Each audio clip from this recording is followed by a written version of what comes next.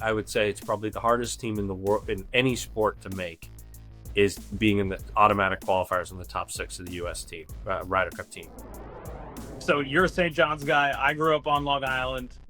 All my friends' parents went to St. John's. So first of all, go Red Storm. Then second of all, like, what is that crowd going to be like at Bethpage Black? Yeah, I think going to St. John's and being in the area, being on Long Island, being in Queens, has really taught me how important Bethpage is to the locals around here, New York City, especially on Long Island.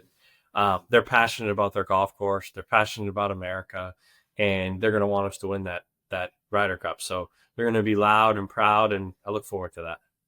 Yeah, no, I definitely know a few people who are planning on attending, and they're planning on bringing the noise. In an environment like that, so different kind of from normal golf sometimes. Like, is there a mindset change, and what goes into, I guess, like making sure that you're in the right headspace when that time does come? Yeah, I mean, it's a high pressure environment. You have to be, it's intense. And the guys play in that sort of atmosphere all the time in majors, but this is another step up. But you got a partner alongside you, you got a team alongside you, have a country alongside you, and they'll be ready to play.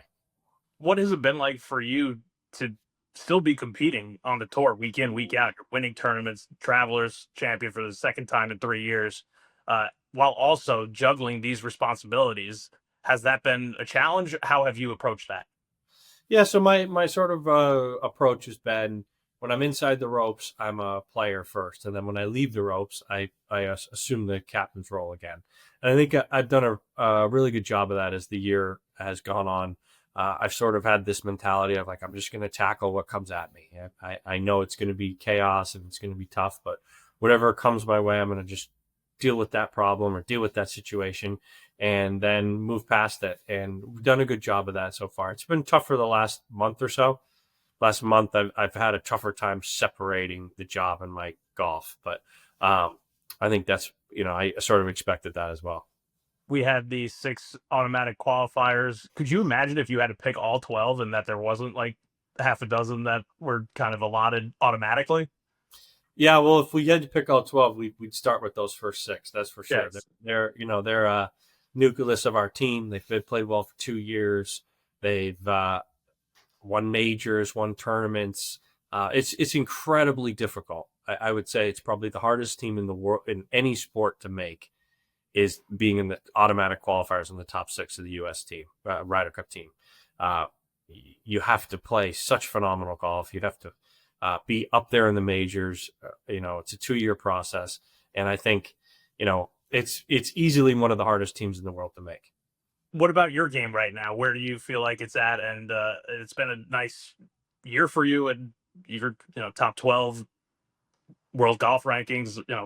Where would you assess your game right now? Pretty good.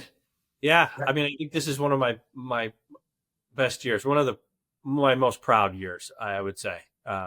Really been consistent throughout the year. There was times this year I felt like I was playing the best golf of my life. So with all this chaos going on, it's something that I'll always look back on to be very proud of.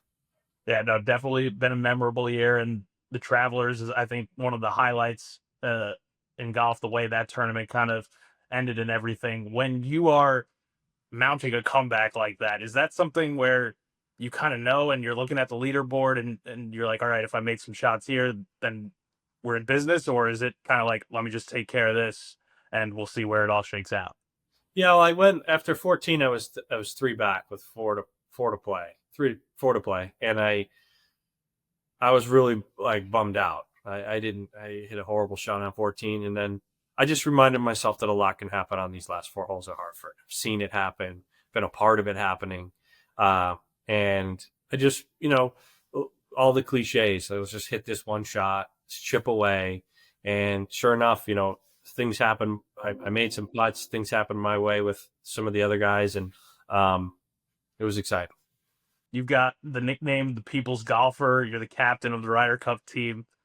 How does it feel like to be this guy who's such a fan favorite and now has a chance to put together, a team that means a lot to golf fans while still kind of maintaining your brand as a guy who's, just a common man, like out there grinding with everybody and being a representative for people who love this game.